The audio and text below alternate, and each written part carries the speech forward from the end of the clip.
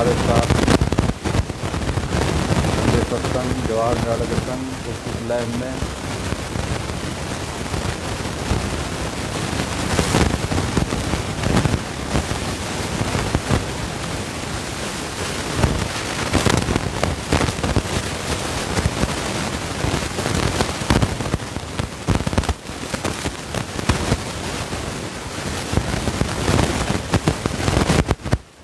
जय श्री कृष्ण, राधे राधे। आज संडे सत्संग में जुड़िए हमारे खास कार्यक्रम संडे सत्संग जवाहर निराला के संग। हम आए हैं आज की संडे को लेकर के ज्वलंत मुद्दे में। आज बिहार की और झारखंड के जो ज्वलंत मुद्दा है उस पर बात करेंगे, और जो साथी जुड़ना चाहें हमसे जुड़ जाएं। उसके लिए तब तक आपको एक मटिया एक कुम्हारा का एक श्लोक सुनाते हैं। तब तक कुछ साथी जुड़िए, कुछ दोहा सुनाते हैं कबीर साहब का, कबीर दास का जो सबसे प्रासंगिकता है आज के युग में, वो जिन्होंने छुआछूत भेदभाव मानवता के लिए जो सामाजिक आंदोलन किए हैं, बहुत ही आज के युग में भी प्रासंगिकता है उनकी।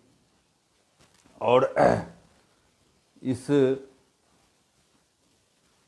कड़ी को आगे बढ़ाएंगे हम अपने खास कार्यक्रम संडे सत्संग में। आज बात करेंगे बिहार में नीतीश पलटू कुमार, कुर्सी कुमार की बात, फिर करेंगे झारखंड की बात, हेमंत सोरेन की बात, और फिर सुनाएंगे आपको श्रीमद् भागवत गीता यथारूप।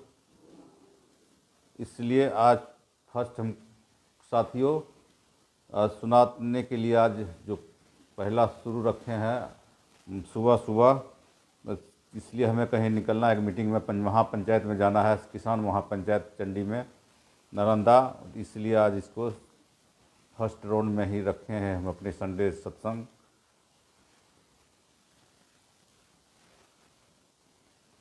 तो आइए हमसे जुड़िए, कुछ साथी जुड़ जाएं। और आज जुड़ने के लिए सबसे है कि हमारा सुनिए, जुड़ने के बाद में भी सुनिए हमारा संडे सत्संग जवाहर निराला के संग।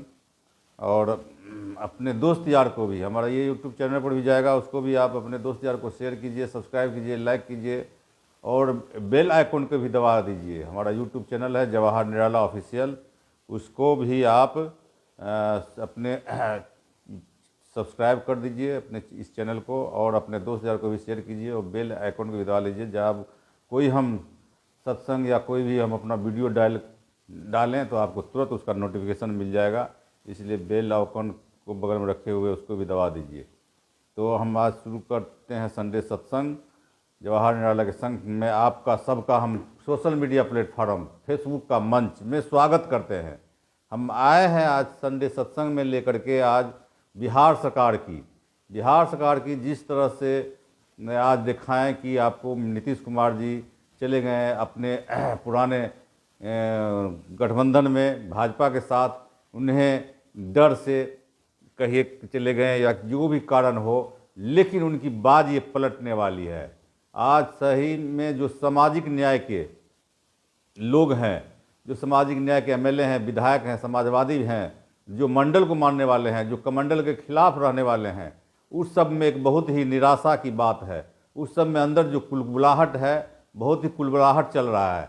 वो आज सब बैठक करके, और 15-16 को जो विधायक है जदयू का, जो समाजवादी विधायक है, जो सामाजिक न्याय के दम भरते हैं, जो अपने आप को सामाजिक न्याय मंडल के विचारों पर चलने का जो काम करते हैं, उस सब का दिल में एक असंतोष है, जो असंतोष अभी फूट रहा है।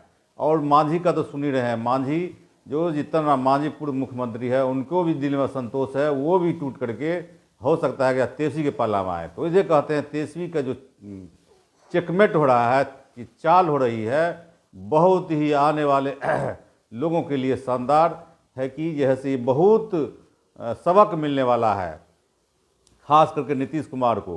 पॉलिटिकल सुसाइड कहिए कि राजनीतिक आत्महत्या के कगार पर पहुंच गए हैं। अगर ऐसा होता है तो माननीय नीतीश कुमार जी का पॉलिटिकल सुसाइड, राजनीतिक आत्महत्या कहा जाएगा। उनकी जो गलती का सब बार जो इधर से उधर करते रहे हैं हो जाएगी।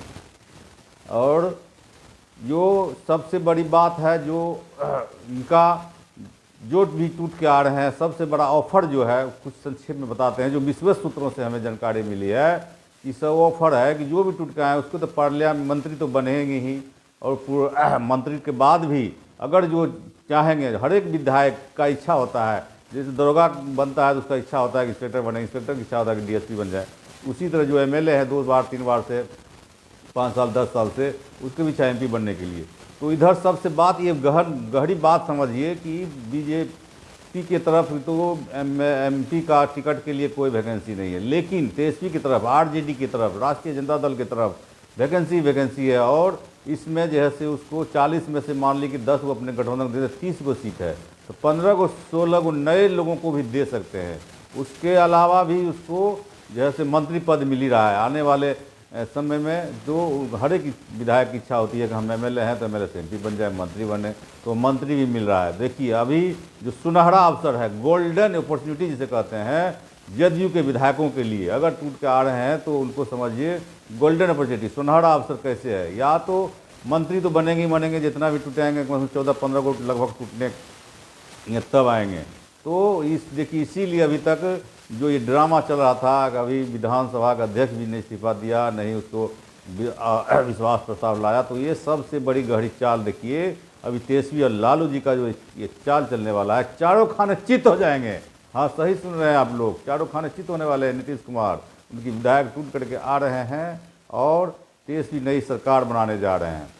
तो इसे जो विश्वस्त सूत्रों से खबर आई है कि जो सामाजिक न्याय और समाजवाद को मानने वाले हैं, मंडल को विचारों को मानने वाले हैं, वो जो विधायक हो नीतीश कुमार से असंतुष्ट हैं और वो अपने अंदर बैठक करके वो लोग अपने गुट का एक तैयारी कर रहे हैं।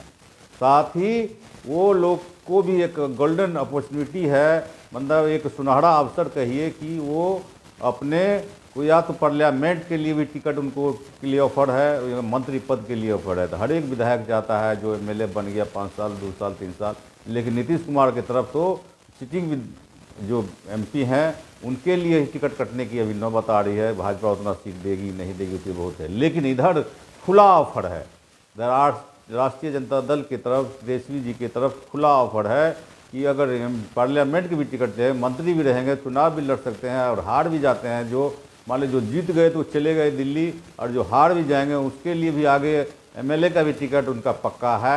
इसलिए ये अभी चारों खाने चित है और हमारा ऐसा विश्वास है कि होने वाला है।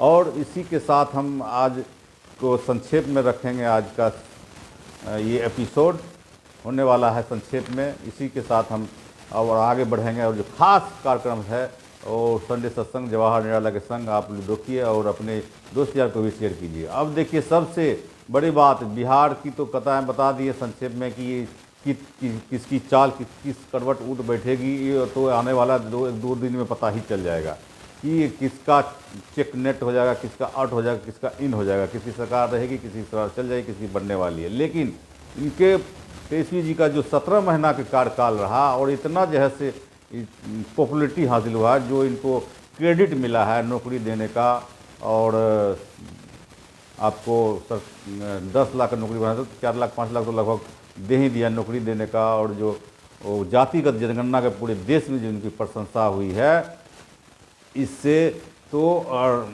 भारत सरकार ही पूरे देश में इनकी प्रशंसा से घोड़ा गई है। इन प्रकार ने इसको कम करने के लिए, इनकी बादशाहत को कम करने के लिए जो ये सब चाल चले गए। जैसे आप देखिए हेमंत सोरेन को, एक चुनी हुई सरकार को एक लोकतांत्रिक तरीके से जिस तरह बीजेपी वाले, भाजपा वाले, संघ वाले लोग गला घोंटने का काम कर रहे हैं, बहुत ही कड़ी निंदा का विषय है कि उसको देखिए कि अपने पाले में नहीं आता है, उसको या तो ईडी के डर से भय, ईडी का जो भय है, ईडी का जो डर है दिखा करके आप देख रहे हैं। उधर अरविंद केजरीवाल मुख्यमंत्री को, इधर नीतीश कुमार तो डर के बारे भाग गए, सही कहे, चाहे जिस आशा में भागे हों, जिस देख करके भागे हों, लेकिन भागने का जो काम किया तो आने वाले भविष्य में जो है से इनका तो पॉलिटिकल डेथ हो ही जा रहा है, पॉलिटिकल सुसाइड कहिए नीतीश जी का। सबसे बड़ा जो जंग में जाने का जो काम निर्णय लिया वो काबिल तारीफ है हेमंत सोरेन का। जो आदिवासी मूल समाज यहाँ का है, देश का, जो आदम जमाने का, आदिवासी मतलब आदम जमाने से इसी पर है। लोग कितना बाहर से आए, आक्रांता आए, लूटपाट किए चले गए, लेकिन ये आदिवासी के साथ जो टोटल देश में 20 करोड़ के लगभग आदिवासी है, उस समझिए आदिवासी पर क्या रहेगी, जान रहा है, सारी जनता जान रही है। आदिवासी हो, दलित हो, पिछड़े हो, अल्पसंख्यक हो, सारे लोग समझ गए हैं भाजपा, मोदी और अमित शाह की जो क्या कारगुजारी, कितना इस सबको दोहन और शोषण करने का काम करता है। जो चुनी हुई सरकार को किस तरह से ये अपदस्थ करने का काम किया, किस तरह से मुख्यमंत्री को ईडी का दिखा करके, लेकिन कहते हैं कि एक टाइम आता है कि डर दिखाते दिखाते आदमी का डर ही भाग जाता है। तो वही काम किया, अपना डर के बेड़ी को तोड़ करके हेमंत सोरेन ने जो काम किया है, वो आने वाले भविष्य में ऐतिहासिक उसका निर्णय होने वाला है। और जो उन्होंने ईडी के डर, भाजपा के डर को सबको ताक पर रख करके जो डाय कि नहीं इस्तीफा दे करके जेले जाने मंजूर है, लेकिन हम लोग उससे समझौता नहीं करने के लिए जो जाने जाएंगे कि उन्होंने समझौता नहीं किया भाजपा से। जो भाजपा ने दिखा रहा था कि नहीं आप हमारे साथ सरकार मुख्यमंत्री रहिए, आप ही हमारे साथ रहिए, लेकिन भाजपा गठबंधन जो है, इंडिया गठबंधन जो बना है, जो कांग्रेस का है, उसको छोड़ दीजिए।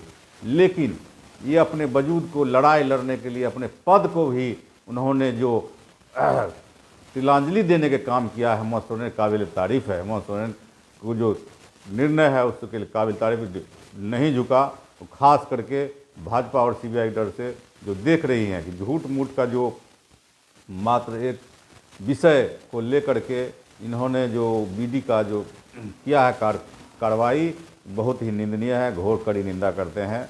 और साथ ही अब समय को देखते हुए हम अपनी बात को रखते हुए अब आगे कड़ी को बढ़ाते हैं और इसमें आपको सुनाते हैं एक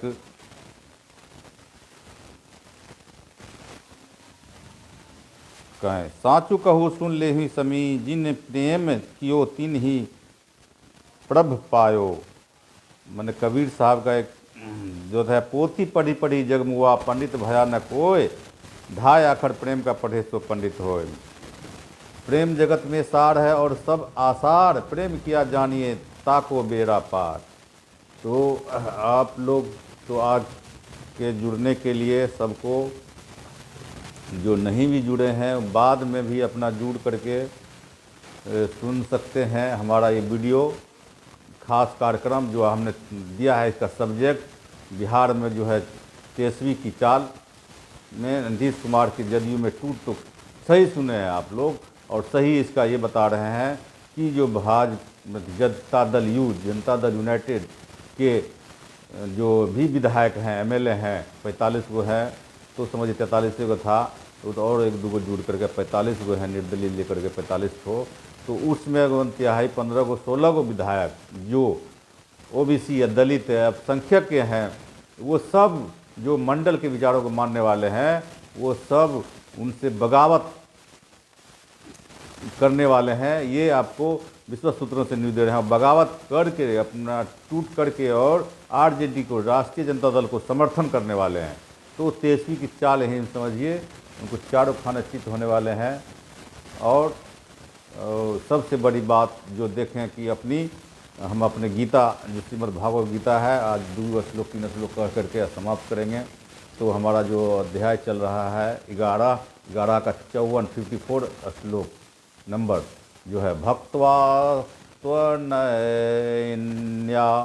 शक्य अमेवी ध्यो अर्जुन ज्ञातु दृष्टम च त्वेन प्रवेष्टु च परंतप। हे अर्जुन, केवल अन्य भक्ति द्वारा मुझे उस रूप से समझा जा सकता है जिस रूप में मैं तुम्हें तुम्हारे समक्ष खड़ा हूँ, और इसी प्रकार मेरा साक्षात दर्शन भी किया जा सकता है। केवल इसी विधि से तुम मेरे ज्ञान के रहस्य को पा सकते हैं।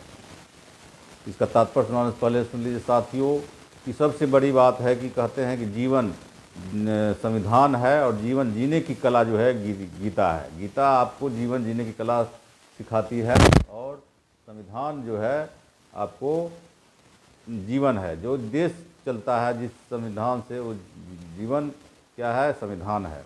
तो हमारा पहला जो पुस्तक है संविधान है, जिससे कि अधिकार, जीने के अधिकार देता है गरीब, दलित, पिछड़े, अल्पसंख्यक सभी को, जिससे जिससे देश चलता है। वो जीवन जीने के अधिकार कौन देता है? संविधान, जो इंजन है देश का, जिससे देश चलती है। और इस ज्ञान अर्जित करने के लिए ज्ञान का ग्रंथ है, उसे भी सबको पढ़ना चाहिए। आज के युग में दूसरे प्रदेश में है इसका, दूसरे देश में जैसे अमेरिका है, यूएसए है, वहाँ गीता का कंपल्सरी सब्जेक्ट है, लेकिन अपने यहाँ का उत्पन्न रहते हुए जिस तरह देश को, हमारा भारत देश को बुद्ध के नाम से भी जाना जाता है। कहीं दूसरे देश जानते बुद्ध का देश, कैसे अभी जाते हैं हम लोग दूसरे प्रदेश में, लोग जाता था तो कहता था वो लालू जी की सरकार है, तो लालू जी के राज से आए हैं। उसी तरह भी हम पूरे देश में कहीं जाते हैं, कहीं को जाते हैं तो उसको बुद्ध के देश के नाम जानते हैं। बुद्ध भी यहाँ का जो कल्चर का, यहाँ संस्कृति का बहुत बड़ा हिस्सा है, जो दूसरे देश में अपनाया। उस सबसे बड़ा देश और शक्तिशाली देश है, जापान हो चाहे जो हो। अब सुनाते हैं कृष्ण को केवल अन्य तात्पर्य है, इस श्लोक का दोहरा दे रहे हैं कि कृष्ण को केवल अन्न भक्ति योग द्वारा समझा जा सकता है। इस श्लोक में वे इसे स्पष्टतया कहते हैं कि जिससे वे अनाधिकारी टीकाकार जो भगवत गीता को केवल कल्पना के द्वारा समझाना चाहते हैं, वह जान सके कि समय का अध्ययन कर रहे हैं। कोई यह नहीं जान सकता है किस प्रकार चतुर्भुज रूप से माता गर्भ के उत्पन्न हुए और फिर तुरंत ही दो भुजाओं वाले रूप में बदल गए। वे बातें न तो वेदों के अध्ययन में समझी जा सकती है, न दार्शनिक चिंतन द्वारा। यहाँ पर स्पष्ट कहा गया है कि न तो कोई उन्हें देख सकता है, न इन बातों को रहस्य भी समझ सकता है। किंतु जो लोग वैदिक साहित्य के अनुभवी विद्यार्थी हैं, वे अनेक प्रकार के वैदिक ग्रंथों के माध्यम से नहीं जान सकते हैं। इसलिए के लिए अनेक विधि विधान है, और यदि कोई सचमुच उन्हें जानना चाहता है तो उसे प्रमाणिक ग्रंथों में उल्लेखित विधियों का पालन करना चाहिए। वह इन नियमों के अनुसार तपस्या कर सकता है। उदाहरणार्थ, कठिन तपस्या है तो कृष्ण जन्माष्टमी को, जो कृष्ण का विवाह दिवस है, तथा मास की दोनों एकादशियों को उपवास कर सकता है। यहाँ तक दान संभव है। चलिए करता है। कृष्ण के चतुर्भुज तथा द्विभुज साक्षात रूप को दिखाए गए क्षणिक विश्व रूप से सर्वथा भिन्न है। नारायण का चतुर्भुज रूप तथा कृष्ण का द्विभुज रूप दोनों के शाश्वत तथा दिव्य हैं, जबकि अर्जुन को दिखलाया गया विश्व रूप नश्वर है। सुदर्शन शब्द का अर्थ है देख पाने की कठिन, जिससे पता चलता है कि इस विश्व रूप को किसी ने नहीं देखा था। यह भी पता चलता है कि भक्तों के इस रूप को दिखाने आवश्यकता भी नहीं। इस रूप को कृष्ण ने अर्जुन की प्रार्थना पर दिखाया, जिससे भविष्य में यदि कोई अपने को भगवान का अवतार कहे तो लोग उसे कह सके कि तुम अपना विश्व रूप दिखलाओ। पिछले श्लोक में न शब्द की पुनरुक्ति सूचित करती है कि मनुष्य वैदिक ग्रंथों के पांडित्य का गर्व नहीं होना चाहिए, जो वो कृष्ण की भक्ति करनी चाहिए, तभी वह भगवत गीता को टीका लिखने का प्रयास कर सकता है। इस विश्व रूप से नारायण के चतुर्भुज रूप में और फिर अपने सहज द्विभुज रूप में परिणत होते हैं।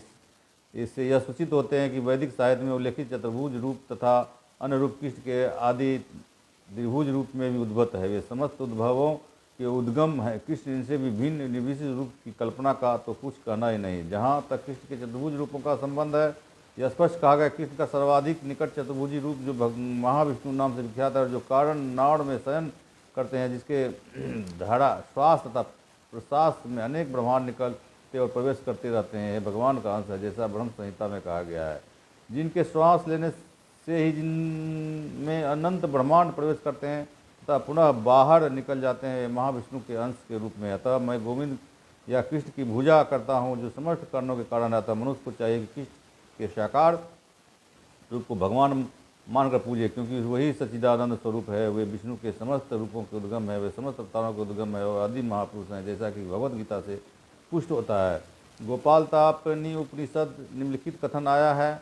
मैं कृष्ण को प्रणाम करता हूँ जो सच्चिदानंद स्वरूप हैं। मैं उनको नमस्कार करता हूँ क्योंकि उनको जान लेने का अर्थ है वेदों को जान लेता है, वे परम गुरु हैं। उसी प्रकार से में कहा गया है कृष्णों में परम देवतम कृष्ण भगवान है। गोपाल तापनी उपनिषद एको वर्ष स्वर्ग। कृष्ण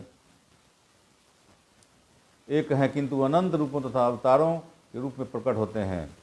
भगवान तो कृष्ण है, सच्चिदानंद स्वरूप है, उनका कोई आदि नहीं है, क्योंकि वे प्रत्येक वस्तु के आदि में समस्त कारणों के कारण है। अनंत में भी कहा गया है तथा तृण कृष्णांख्या परम ब्रह्म नराकृति। भगवान एक व्यक्ति है, उनका नाम कृष्ण है और वो कभी कभी इस पृथ्वी पर अवतरित होता है। इसी प्रकार श्रीमद् भागवत में भगवान के सभी प्रकार के अवतारों का वर्णन मिलता है, जिससे कृष्ण का भी नाम है, किंतु तब यह कहा गया है कि यह कृष्ण ईश्वर के अवतार नहीं है, पितु साक्षात भगवान है। ये तो चांसंकला कुशम कृष्ण अस्तु, भगवान स्वयं।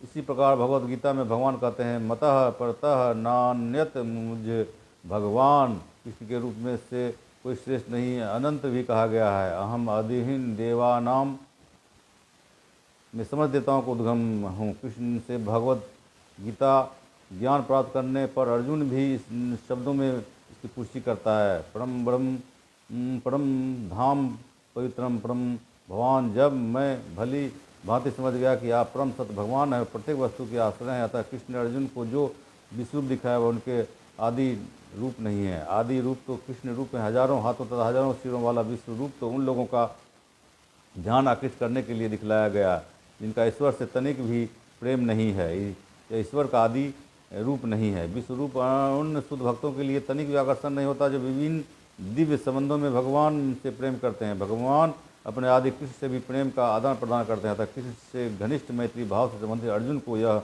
विश्वरूप तनिक भी रुचि कर नहीं लगता, अपितु उसे भयानक लगा। कृष्ण के चीर सखा अर्जुन के पास अवश्य दिव्य दृष्टि रही होगी, वह भी कोई सामान्य व्यक्ति न था, इसलिए यह विश्व रूप से मोहित नहीं हुआ। उस यह रूप उन लोगों को भले ही अलौकिक लगे जो अपने को सकाम कर्मों तथा द्वारा ऊपर उठना चाहते हैं, किंतु भक्ति में रत व्यक्तियों के लिए तो दो भुजा वाले कृष्ण का रूप अत्यंत प्रिय है। अब 55वां अध्याय सुनिए। मत कर्म किर्मत परमो मदक्त संग वर्जितः, निर्वरः सर्वभूतेषु यः स मामेति पांडवः। मत कर्म कृत मत परमः मत भक्तः शंख वर्जित निर्वैरः सर्वे भूतेषु यह सह ए मामेति पांडव। हे अर्जुन, जो व्यक्ति सकाम कर्म तथा मनोधर्म के कलमश से मुक्त होकर मेरी शुद्ध भक्ति में तत्पर रहता है, जो मेरे लिए ही कर्म करता है, जो मुझे ही जीवन लक्ष्य समझता है और जो प्रत्येक जीव से मैत्री भाव रखता है, वह निश्चय ही मुझे प्राप्त करता है। तात्पर्य है, जो कोई चिन्मय व्योम के कृष्ण लोक में परम पुरुष को प्राप्त करके भगवान कृष्ण से घनिष्ठ संबंध स्थापित करना चाहता है, उसे स्वयं भगवान द्वारा बताए गए इस मंत्र को ग्रहण करना होगा। अतः यह श्लोक भगवत गीता का सार माना जाता है।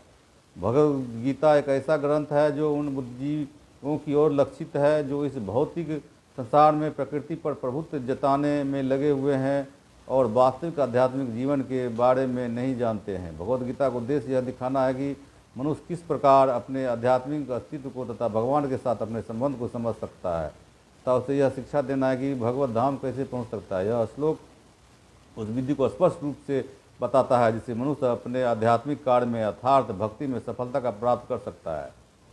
भक्ति सामृत सिंधु में कहा गया है, ऐसा कोई कार्य न करे जो कृष्ण से संबंधित न हो। कृष्ण कर्म कहलाता है। कोई भले कितने कर्म क्यों न करे, किंतु उसे उनके फल प्रति आसक्ति नहीं होनी चाहिए। यह फल तो कृष्ण को ही अर्पित किया जाना चाहिए। उदाहरणार्थ, यदि कोई व्यापार में व्यस्त है तो उसे व्यापार को कृष्ण भावना में परिणत करने के लिए कृष्ण को अर्पित करना होगा।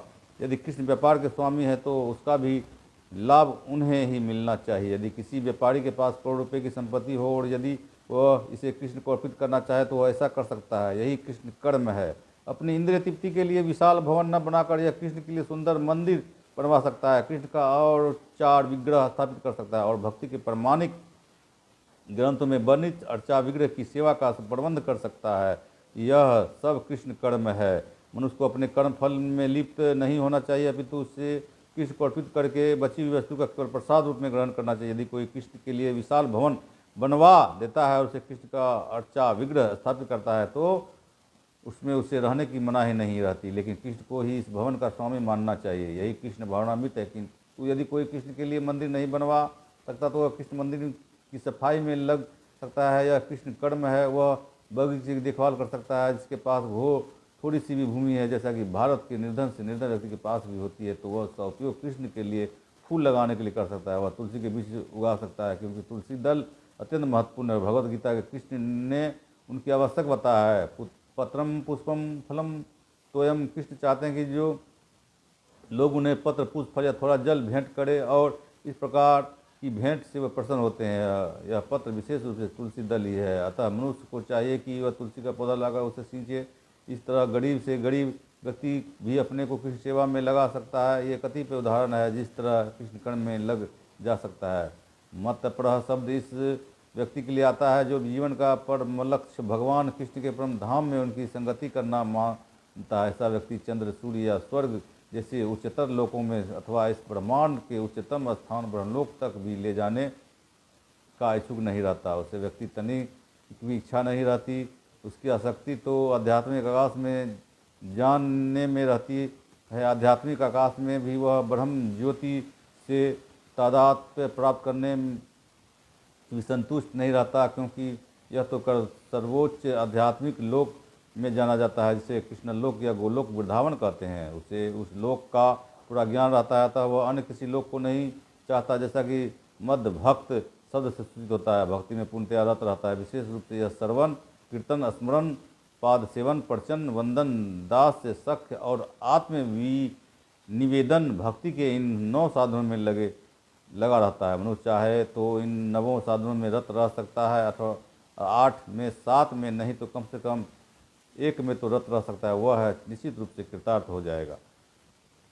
संग वर्जित शब्द भी महत्वपूर्ण है मनुष्य के लिए कि किसी ऐसे लोगों से संबंध तोड़ ले जो कृष्ण के विरोधी हैं। न केवल नास्तिक लोग कृष्ण के विरुद्ध रहते हैं, अपितु वे भी हैं जो सकाम कर्म तथा मनोधर्म के प्रति आसक्त रहते हैं। अतः भक्ति ईर्षामृत सिंधु शुद्ध भक्ति का वर्णन इस प्रकार हुआ है। अन्याभिलाषीता शून्यम ज्ञान कर्मांध नावृतम अनुकृत्यन कृष्णानुशीलम भक्ति रुतमा। इस श्लोक में श्रील रूप गोस्वामी स्पष्ट कहते हैं कि यदि कोई अन्यन्य भक्ति करना चाहता है तो उसे समस्त प्रकार के भौतिक कलमश से मुक्त होना चाहिए। उसे ऐसे व्यक्तियों से दूर रहना चाहिए जो सकाम कर्म तथा मनोधर्म में आसक्त है। ऐसी अवांछित संगति तथा भौतिक इच्छाओं के कलमश से मुक्त होने पर ही यह कृष्ण का ज्ञान अनुशीलन कर सकता है, जिसे शुद्ध भक्ति कहते हैं। अनुकृत्यस्य संकल्प प्रतिकूलस्य वर्जनम हरिभक्ति विलास। मनुष्य के चाहिए कि अनुकूल भाव से कृष्ण के विषय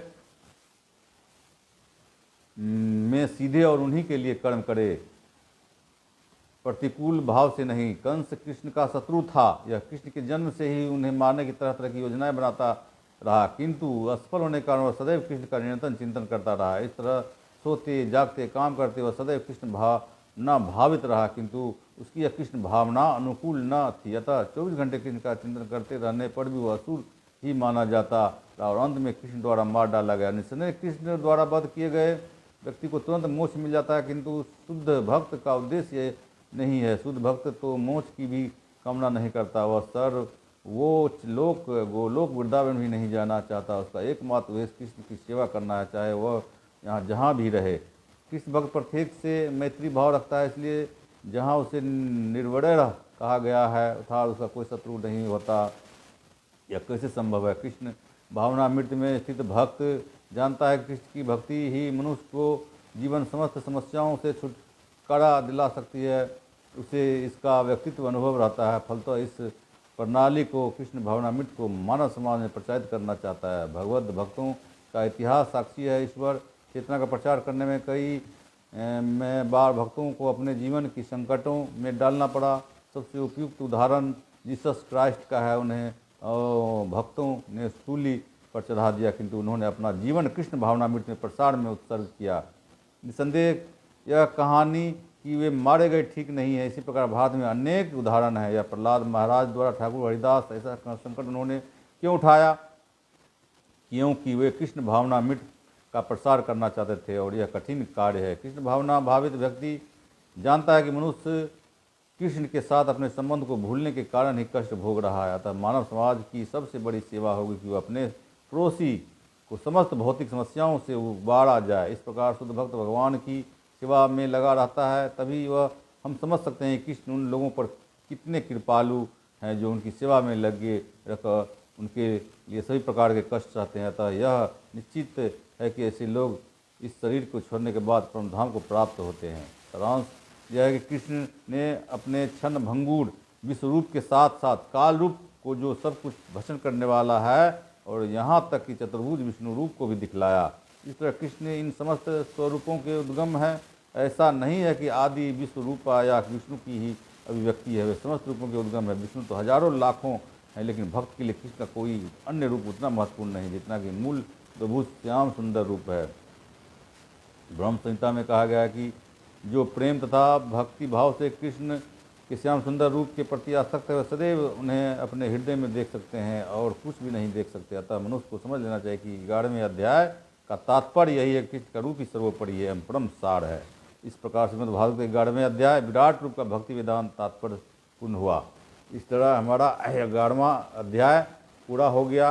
अब आगे से 12वां अध्याय चलेगा, तो आज हम यहीं तक रुकेंगे। मनोज कुमार पोदार जी देख रहे हैं, स्वागत है मनोज जी हमारा खास कार्यक्रम संडे सत्संग जवाहर नेहरा के संग में। आज हमने सुनाया आपको, आज बिहार की जो वर्तमान स्थिति है उस पर बात हमने रखी कि किस तरह से इतनी अच्छी सरकार, इतना पूरा पॉपुलरिटी हासिल कर रही थी बिहार की सरकार नीतीश तेजस्वी की जोड़ी, और उस तरह से उन्होंने जो भाग गए नीतीश जी आपको भाजपा की ओर, तो उसमें जो जनता दल यू में जो एमएलए हैं, विधायक हैं, जो 2 बार से भी एमएलए हैं, 1 बार भी हैं, 3 बार भी हैं, तो हर एक विधायक को जो बनता है, जो एमएलए बनता है, 1 बार 2 बार के बाद उसको एमपी बनने का मन करता है। जिस तरह समझिए कि प्रमोशन के लिए दरोगा से इंस्पेक्टर होता है, इंस्पेक्टर से डीएसपी होता है, जो डीएसपी डायरेक्टर होता है, जो एसपी होता है, उस तरह की आकांक्षा है। लेकिन उधर कोई किसी को वैकेंसी एमपी पार्लियामेंट के टिकट के लिए नहीं है, लेकिन राष्ट्रीय जनता दल की तरफ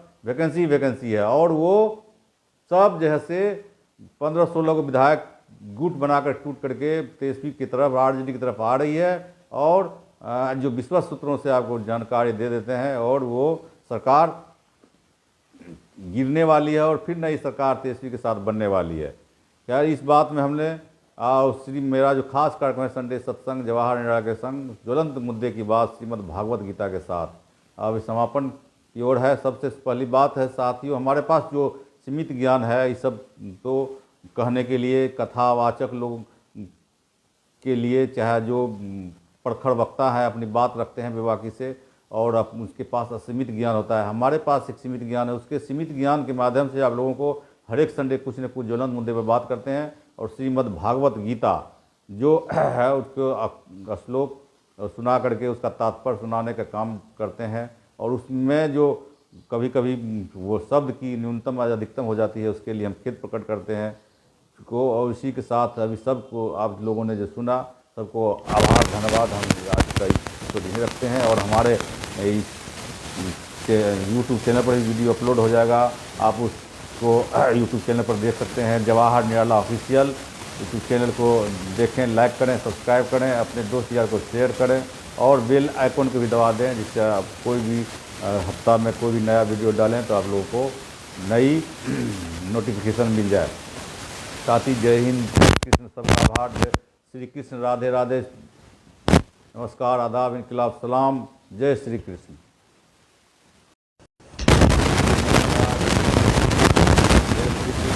हमारे साथ सत्संग जवाहर निराला के संग इस लाइव में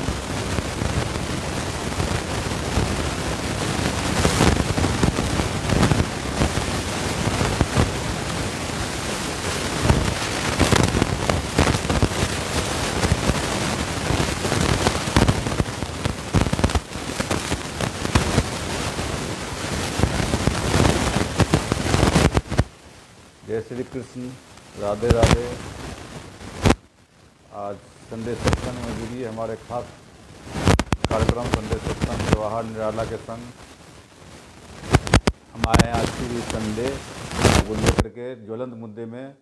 आज बिहार की और झारखंड के जो ज्वलंत मुद्दा है उस पर बात करेंगे, और जो साथी जुड़ना चाहें हमसे जुड़ जाएं। उसके लिए तब तक हम आपको एक मटिया एक कुम्हारा का एक श्लोक सुनाते हैं, तब तक कुछ साथी जुड़िए। कुछ दोहा सुनाते हैं कबीर साहब का, कबीर दास का। कबीर दास का जो सबसे प्रासंगिकता है आज के युग में, वो जिन्होंने छुआछूत, भेदभाव, मानवता के लिए जो सामाजिक आंदोलन किए हैं, बहुत ही आज के युग में भी प्रासंगिकता है उनकी। और इस कड़ी को आगे बढ़ाएंगे हम अपने खास कार्यक्रम संडे सत्संग में। आज बात करेंगे बिहार में नीतीश पलटू कुमार, कुर्सी कुमार की बात, फिर करेंगे झारखंड की बात, हेमंत सोरेन की बात, और फिर सुनाएंगे आपको श्रीमद् भागवत गीता यथारूप। इसलिए आज फर्स्ट हम साथियों सुनाने के लिए आज जो पहला शुरू रखे हैं सुबह सुबह, इसलिए हमें कहीं निकलना है, एक मीटिंग में महापंचायत में जाना है, किसान महापंचायत चंडी में नालंदा, इसलिए आज इसको फर्स्ट राउंड में ही रखे हैं हम अपने संडे सत्संग।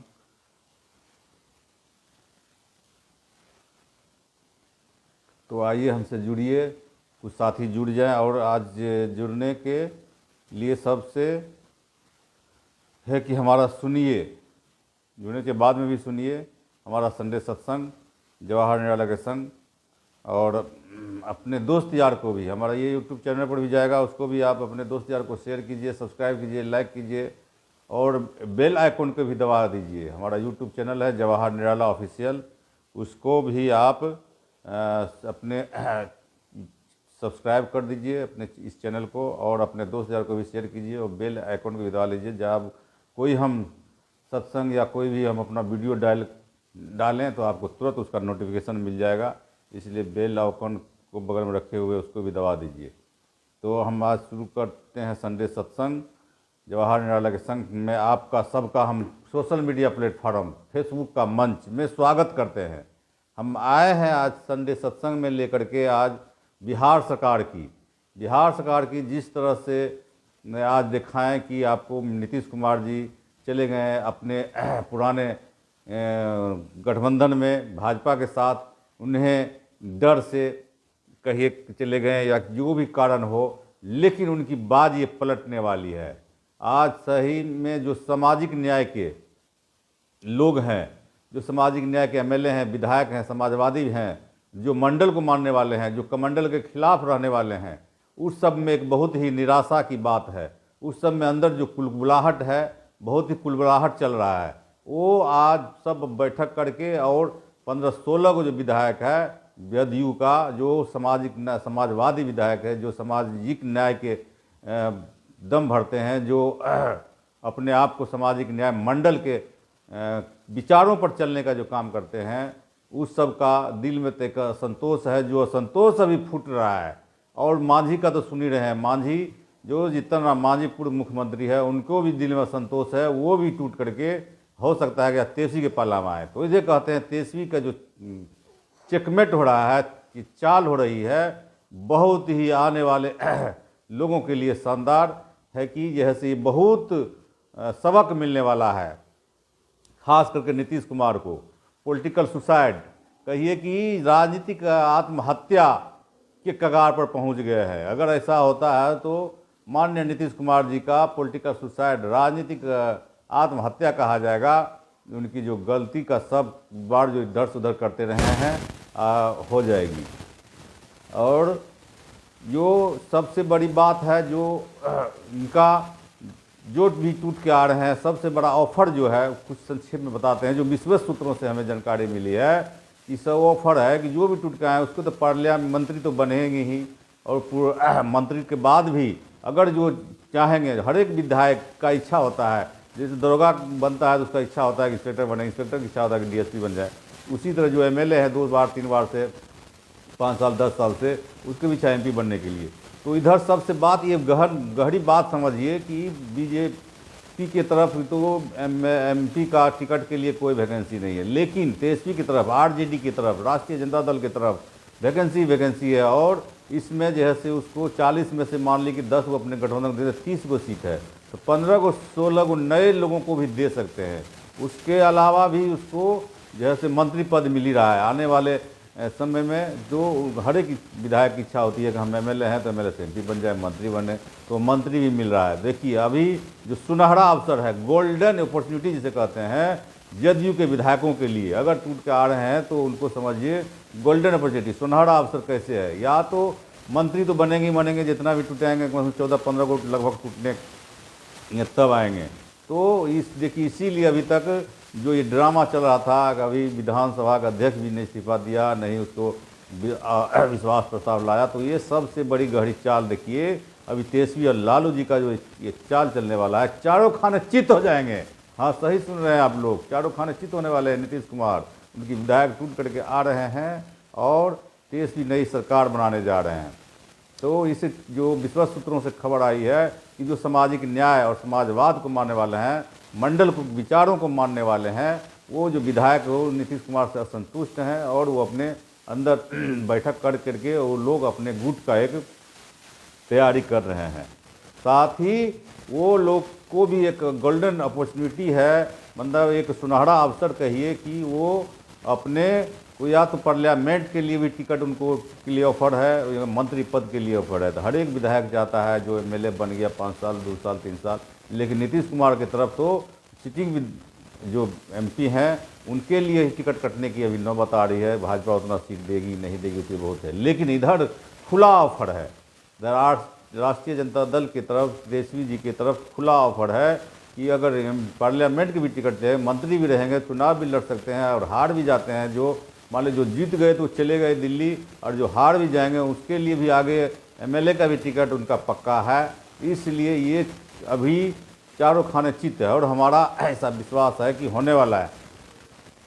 और इसी के साथ हम आज को संक्षेप में रखेंगे। आज का ये एपिसोड होने वाला है संक्षेप में। इसी के साथ हम और आगे बढ़ेंगे और जो खास कार्यक्रम है और संडे सत्संग जवाहर निराला के संग आप लोग देखिए और अपने दोस्त यार को भी शेयर कीजिए। अब देखिए सबसे बड़ी बात बिहार की तो कथाएं बता दी है संक्षेप में कि किसकी चाल किस करवट उठ बैठेगी, ये तो आने वाला 2 दिन में पता ही चल जाएगा कि किसका चेक नेट हो जाएगा, किसका आउट हो जाएगा, किसका इन हो जाएगा, किसकी सरकार रहेगी, किसकी सरकार चल जाएगी, किसकी बनने वाली है। लेकिन इनके तेजस्वी जी का जो 17 महीना का कार्यकाल रहा और इतना जो है से पॉपुलरिटी हासिल हुआ, जो इनको क्रेडिट मिला है नौकरी देने का, और आपको 10 लाख नौकरी बना तो 4 लाख 5 लाख तो लगभग दे ही दिया नौकरी देने का। और जो जातिगत जनगणना के पूरे देश में जो इनकी प्रशंसा हुई है, इससे तो और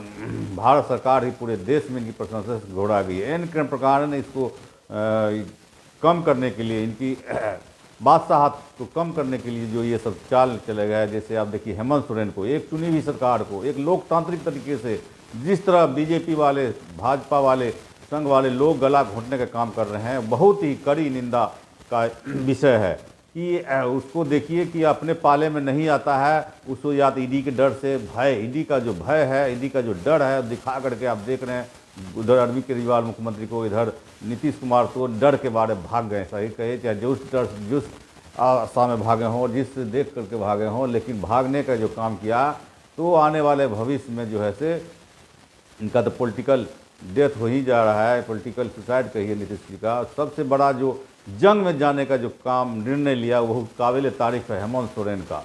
जो आदिवासी मूल समाज यहाँ का है, देश का जो आदम जमाने का, आदिवासी मतलब आदम जमाने से इसी पर है। लोग कितना बाहर से आए, आक्रांता आए, लूटपाट किए चले गए, लेकिन ये आदिवासी के साथ जो टोटल देश में 20 करोड़ के लगभग आदिवासी है, उस समझिए आदिवासी पर क्या रहेगी, जान रहा है सारी जनता जान रही है। आदिवासी हो, दलित हो, पिछड़े हो, अल्पसंख्यक हो, सारे लोग समझ गए हैं भाजपा, मोदी और अमित शाह की जो क्या कारगुजारी, कितना इस सबको दोहन शोषण करने का काम करता है। जो चुनी हुई सरकार को किस तरह से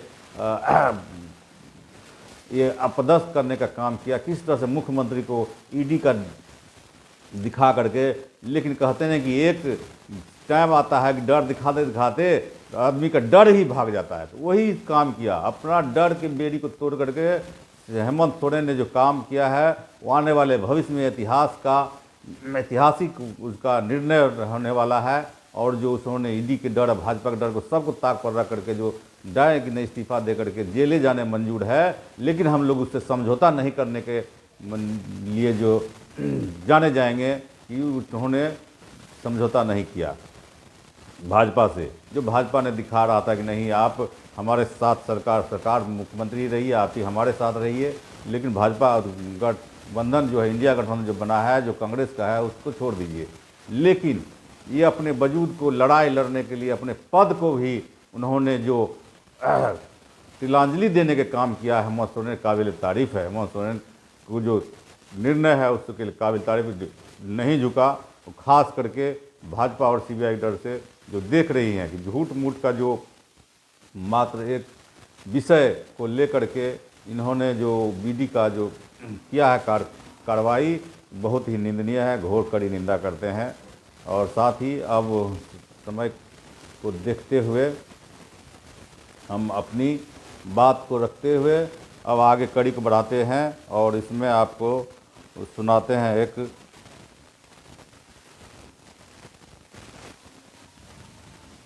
कहें साचु कहू सुन ले ही समी, जिन प्रेम कियो तिन ही प्रभ पायो।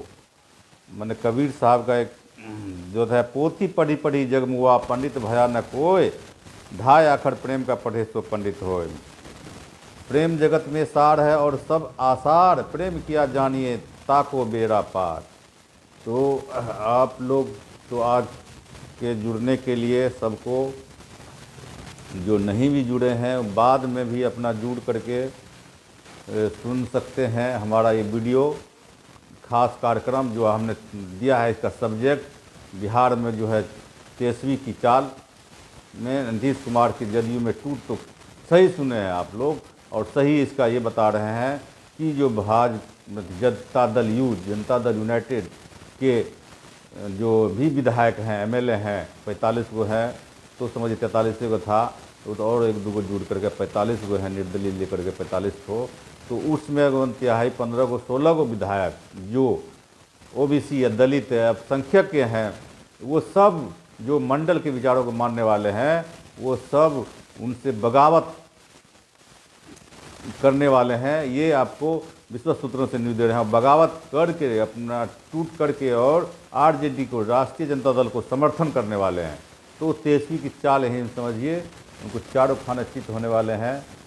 और सबसे बड़ी बात जो देखें कि हम अपने गीता जो श्रीमद् भागवत गीता है, आज 2 श्लोक 3 श्लोक कह करके समाप्त करेंगे। तो हमारा जो अध्याय चल रहा है 11 का 54 श्लोक नंबर जो है, भक्त्वा त्वनया शक्य अमेवी ध्यो अर्जुन ज्ञातु दृष्टम च त्वेन प्रवेष्टु च परंतप। हे अर्जुन, केवल अन्य भक्ति द्वारा मुझे उस रूप से समझा जा सकता है जिस रूप में मैं तुम्हें तुम्हारे समक्ष खड़ा हूँ, और इसी प्रकार मेरा साक्षात दर्शन भी किया जा सकता है। केवल इसी विधि से तुम मेरे ज्ञान के रहस्य को पा सकते हैं। इसका तात्पर्य सुनाने से पहले सुन लीजिए साथियों कि सबसे बड़ी बात है कि कहते हैं कि जीवन संविधान है और जीवन जीने की कला जो है गीता है। गीता आपको जीवन जीने की कला सिखाती है और संविधान जो है आपको जीवन है। जो देश चलता है जिस संविधान से, वो जीवन क्या है, संविधान है। तो हमारा पहला जो पुस्तक है संविधान है, जिससे कि अधिकार, जीने के अधिकार देता है गरीब, दलित, पिछड़े, अल्पसंख्यक सभी को। जिससे देश चलता है, वो जीवन जीने के अधिकार कौन देता है? संविधान, जो इंजन है देश का, जिससे देश चलती है। और इस ज्ञान अर्जित करने के लिए ज्ञान का ग्रंथ है, उसे भी सबको पढ़ना चाहिए। आज के युग में दूसरे प्रदेश में है इसका, दूसरे देश में जैसे अमेरिका है, यूएसए है, वहाँ गीता का कंपल्सरी सब्जेक्ट है। लेकिन अपने यहाँ का स्थान रहते हुए जिस तरह देश को, हमारा भारत देश को बुद्ध के नाम से भी जाना जाता है। कहीं दूसरे देश जानते बुद्ध का देश, कैसे अभी जाते हैं हम लोग दूसरे प्रदेश में, लोग जाता था तो कहता था वो लालू जी की सरकार है, तो लालू जी के राज से आए हैं। उसी तरह भी हम पूरे देश में कहीं जाते हैं, कहीं कोई जाते हैं तो उसको बुद्ध के देश के नाम जानते हैं। बुद्ध भी यहाँ का जो कल्चर का, यहाँ संस्कृति का बहुत बड़ा हिस्सा है, जो दूसरे देश से अपनाया। उस सबसे बड़ा देश और शक्तिशाली देश से जापान हो चाहे जो हो। अब सुनाते हैं कृष्ण को केवल अन्य, तात्पर्य है इस श्लोक का, दोहरा दे रहे हैं कि कृष्ण को केवल अन्न भक्ति योग द्वारा समझा जा सकता है। इस श्लोक में वे इसे स्पष्टतया कहते हैं कि जिससे वे अनाधिकारी टीकाकार जो भगवत गीता को केवल कल्पना के द्वारा समझाना चाहते हैं और जान सके कि समय का अध्ययन कर रहे हैं। कोई यह नहीं जान सकता है किस प्रकार चतुर्भुज रूप से माता गर्भ के उत्पन्न हुए और फिर तुरंत ही 2 भुजाओं वाले रूप में बदल गए। वे बातें न तो वेदों के अध्ययन में समझी जा सकती है, न दार्शनिक चिंतन द्वारा यहाँ पर स्पष्ट कहा गया है कि न तो कोई उन्हें देख सकता है, न इन बातों को रहस्य भी समझ सकता है। किंतु जो लोग वैदिक साहित्य के अनुभवी विद्यार्थी हैं वे अनेक प्रकार के वैदिक ग्रंथों के माध्यम से नहीं जान सकते हैं। इसलिए के लिए अनेक विधि विधान है और यदि कोई सचमुच उन्हें जानना चाहता है तो उसे प्रमाणिक ग्रंथों में उल्लेखित विधियों का पालन करना चाहिए। वह इन नियमों के अनुसार तपस्या कर सकता है। उदाहरणार्थ, कठिन तपस्या है तो कृष्ण जन्माष्टमी को, जो कृष्ण का विवाह दिवस है, तथा मास की दोनों एकादशियों को उपवास कर सकता है। यहाँ तक दान संभव है। चलिए करता है। कृष्ण के चतुर्भुज तथा द्विभुज साक्षात रूप को दिखाए गए क्षणिक विश्व रूप से सर्वथा भिन्न है। नारायण का चतुर्भुज रूप तथा कृष्ण का द्विभुज रूप दोनों के शाश्वत तथा दिव्य हैं, जबकि अर्जुन को दिखलाया गया विश्व रूप नश्वर है। सुदर्शन शब्द का अर्थ है देख पाने की कठिन, जिससे पता चलता है कि इस विश्व रूप को किसी ने नहीं देखा था। यह भी पता चलता है कि भक्तों के इस रूप को दिखाने आवश्यकता भी नहीं। इस रूप को कृष्ण ने अर्जुन की प्रार्थना पर दिखाया, जिससे भविष्य में यदि कोई अपने को भगवान का अवतार कहे तो लोग उसे कह सके कि तुम अपना विश्व रूप दिखलाओ। पिछले श्लोक में न शब्द की पुनरुक्ति सूचित करती है कि मनुष्य वैदिक ग्रंथों के पांडित्य का गर्व नहीं होना चाहिए, जो वो कृष्ण की भक्ति करनी चाहिए, तभी वह भगवत गीता को टीका लिखने का प्रयास कर सकता है। इस विश्व रूप से नारायण के चतुर्भुज रूप में और फिर अपने सहज द्विभुज रूप में परिणत होते हैं। इससे यह सूचित होते हैं कि वैदिक साहित्य में उल्लेखित चतुर्भुज रूप तथा अन्य रूप कृष्ण के आदि द्विभुज रूप में भी उद्भूत है। वे समस्त उद्भवों के उद्गम है। कृष्ण इनसे भी भिन्न निर्विशेष रूप की कल्पना का तो कुछ कहना ही नहीं। जहाँ तक कृष्ण के चतुर्भुज रूपों का संबंध है, यह स्पष्ट कहा गया कृष्ण का सर्वाधिक निकट चतुर्भुजी रूप जो महाविष्णु नाम से विख्यात है, जो कारण नाड़ में शयन करते हैं, जिसके धड़ा श्वास तथा प्रश्वास में अनेक ब्रह्मांड निकलते और प्रवेश करते रहते हैं, भगवान का अंश है, जैसा ब्रह्म संहिता में कहा गया है। जिनके श्वास लेने से ही जिनमें अनंत ब्रह्मांड प्रवेश करते हैं तथा पुनः बाहर निकल जाते हैं, महाविष्णु के अंश के रूप में। अतः मैं गोविंद या कृष्ण की पूजा करता हूँ, जो समस्त कारणों के कारण आता। मनुष्य को चाहिए कि कृष्ण के साकार रूप को भगवान मानकर पूजे, क्योंकि वही सच्चिदानंद स्वरूप है। वे विष्णु के समस्त रूपों के उद्गम है, वे समस्त अवतारों के उद्गम है और आदि महापुरुष हैं, जैसा कि भगवत गीता से पुष्ट होता है। गोपाल तापनी उपनिषद निम्नलिखित कथन आया है।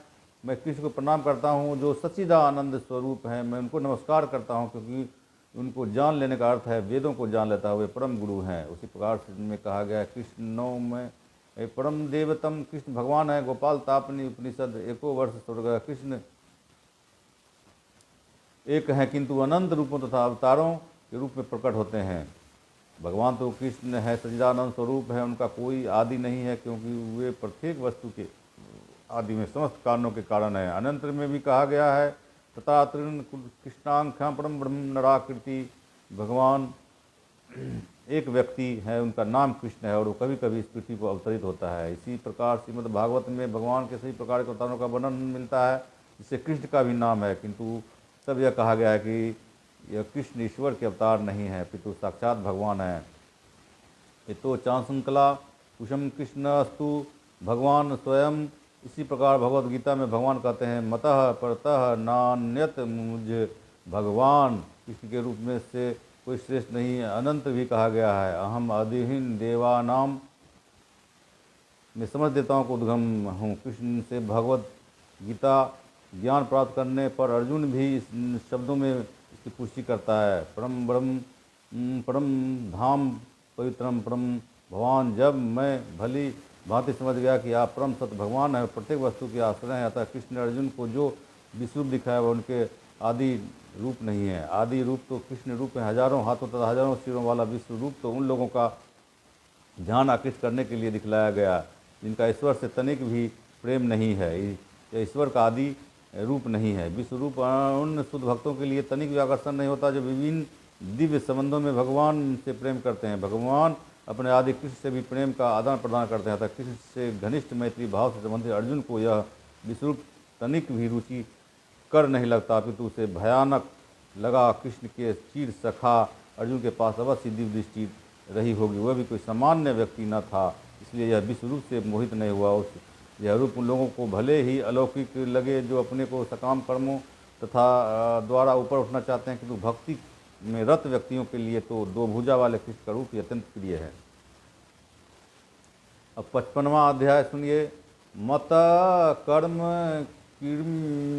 मत परमो मदक्त संग वर्जित निर्वड़ सर्वभूतेषु यः स मामेति पांडव मत कर्म कृत मत परम मत भक्त शंख वर्जित निर्वैर सर्वे भूतेषु यह सह ए मामेति पांडव।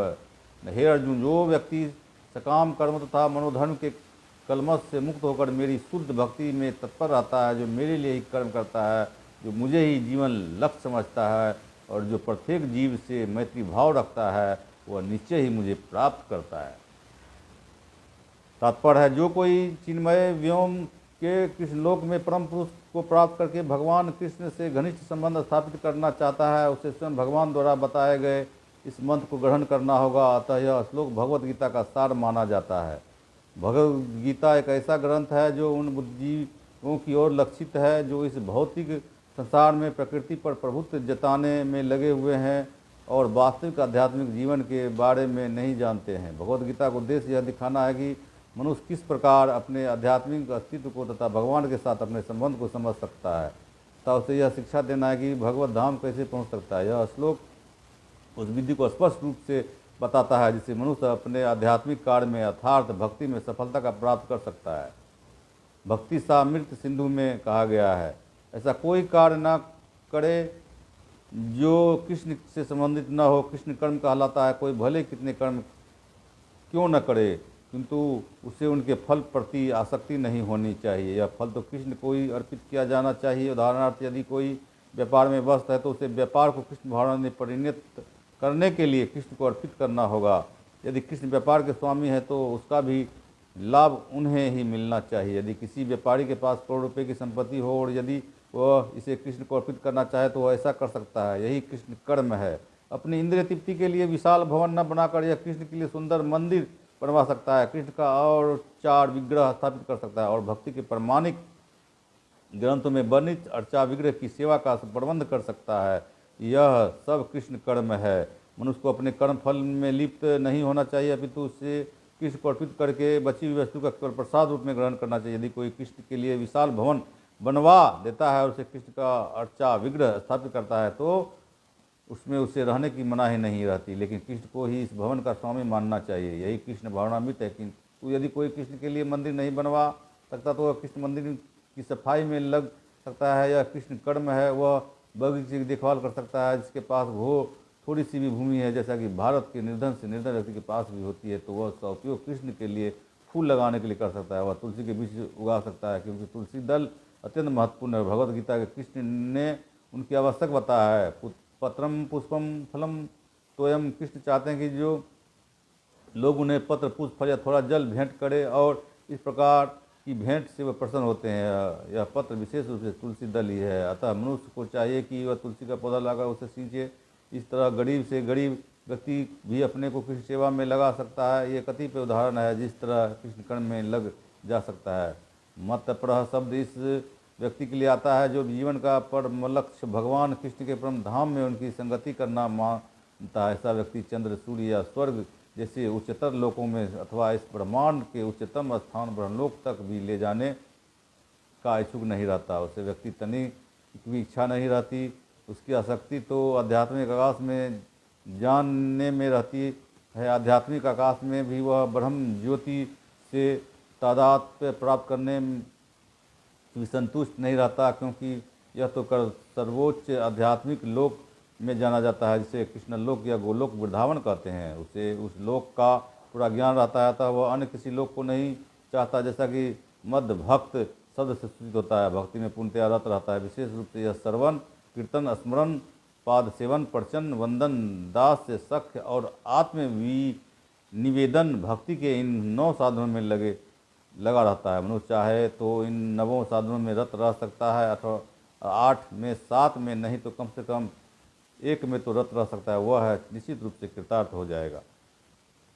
संवर्जित शब्द भी महत्वपूर्ण है मनुष्य के लिए कि किस ऐसे लोगों से संबंध तोड़ ले जो कृष्ण के विरोधी हैं। न केवल नास्तिक लोग कृष्ण के विरुद्ध रहते हैं, अपितु वे भी हैं जो सकाम कर्म तथा मनोधर्म के प्रति आसक्त रहते हैं। अतः भक्ति ईर्षामृत सिंधु शुद्ध भक्ति का वर्णन इस प्रकार हुआ है। अन्याभिलाषीता शून्यम ज्ञान कर्मांध नावृतम अनुकृत्यन कृष्णानुशीलम भक्ति उत्तमा।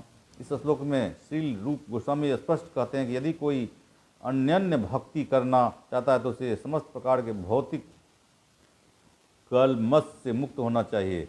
उसे ऐसे व्यक्तियों से दूर रहना चाहिए जो सकाम कर्म तथा मनोधर्म में आसक्त है। ऐसी अवांछित संगति तथा भौतिक इच्छाओं के कलमश से मुक्त होने पर ही यह कृष्ण का ज्ञान अनुशीलन कर सकता है, जिसे शुद्ध भक्ति कहते हैं। अनुकृत्यस्य संकल्प प्रतिकूलस्य वर्जनम हरि भक्ति विलास। मनुष्य के चाहिए कि अनुकूल भाव से कृष्ण के विषय में सीधे और उन्हीं के लिए कर्म करे, प्रतिकूल भाव से नहीं। कंस कृष्ण का शत्रु था, यह कृष्ण के जन्म से ही उन्हें मारने की तरह तरह की योजनाएं बनाता रहा, किंतु असफल होने के कारण वह सदैव कृष्ण का निरंतर चिंतन करता रहा। इस तरह सोते जागते काम करते वह सदैव कृष्ण भावना भावित रहा, किंतु उसकी यह कृष्ण भावना अनुकूल न थी। अतः 24 घंटे कृष्ण का चिंतन करते रहने पर भी वह असुर ही माना जाता रहा और अंत में कृष्ण द्वारा मार डाला गया। निस्संदेह कृष्ण द्वारा वध किए गए व्यक्ति को तुरंत मोक्ष मिल जाता है, किंतु शुद्ध भक्त का उद्देश्य ये नहीं है। शुद्ध भक्त तो मोक्ष की भी कामना नहीं करता, वह लोक गोलोक वृंदावन भी नहीं जाना चाहता। उसका एकमात्र उद्देश्य कृष्ण की सेवा करना है, चाहे वह यहाँ जहाँ भी रहे। कृष्ण भक्त प्रत्येक से मैत्री भाव रखता है, इसलिए जहाँ उसे निर्वैर कहा गया है अर्थात उसका कोई शत्रु नहीं होता। यह कैसे संभव है? कृष्ण भावना मृत्यु में स्थित भक्त जानता है कि कृष्ण की भक्ति ही मनुष्य को जीवन समस्त समस्याओं से छुटकारा दिला सकती है, उसे इसका व्यक्तित्व अनुभव रहता है। फलतः इस प्रणाली को कृष्ण भावनामृत को मानव समाज में प्रचारित करना चाहता है। भगवत भक्तों का इतिहास साक्षी है। ईश्वर चेतना का प्रचार करने में कई बार भक्तों को अपने जीवन की संकटों में डालना पड़ा।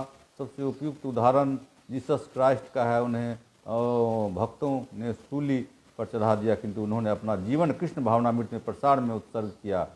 निसंदेह यह कहानी कि वे मारे गए ठीक नहीं है। इसी प्रकार भारत में अनेक उदाहरण है। या प्रहलाद महाराज द्वारा ठाकुर हरिदास ऐसा संकट उन्होंने क्यों उठाया? क्योंकि वे कृष्ण भावनामृत का प्रसार करना चाहते थे और यह कठिन कार्य है। कृष्ण भावना भावित व्यक्ति जानता है कि मनुष्य कृष्ण के साथ अपने संबंध को भूलने के कारण ही कष्ट भोग रहा है। अतः मानव समाज की सबसे बड़ी सेवा होगी कि वह अपने पड़ोसी को समस्त भौतिक समस्याओं से उबारा जाए। इस प्रकार शुद्ध भक्त भगवान की सेवा में लगा रहता है, तभी वह हम समझ सकते हैं कि कृष्ण उन लोगों पर कितने कृपालु हैं जो उनकी सेवा में लगे रख उनके लिए सभी प्रकार के कष्ट चाहते हैं। अतः यह निश्चित है कि ऐसे लोग इस शरीर को छोड़ने के बाद परमधाम को प्राप्त होते हैं। सारांश यह है कि कृष्ण ने अपने क्षण भंगुर विश्व रूप के साथ साथ काल रूप को जो सब कुछ भक्षण करने वाला है और यहाँ तक कि चतुर्भुज विष्णु रूप को भी दिखलाया। इस तरह कृष्ण इन समस्त स्वरूपों के उद्गम है। ऐसा नहीं है कि आदि विश्व रूपा या विष्णु की ही अभिव्यक्ति है, वे समस्त रूपों के उद्गम है। विष्णु तो हजारों लाखों हैं, लेकिन भक्त के लिए कृष्ण का कोई अन्य रूप उतना महत्वपूर्ण नहीं जितना कि मूल प्रभु श्याम सुंदर रूप है।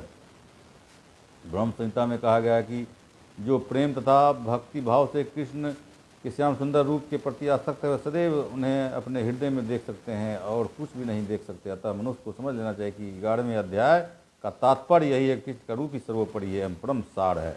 इस प्रकार श्रीमद् भागवत के 11वें अध्याय विराट रूप का भक्ति वेदांत तात्पर्य पूर्ण हुआ। इस तरह हमारा 11वां अध्याय पूरा हो गया।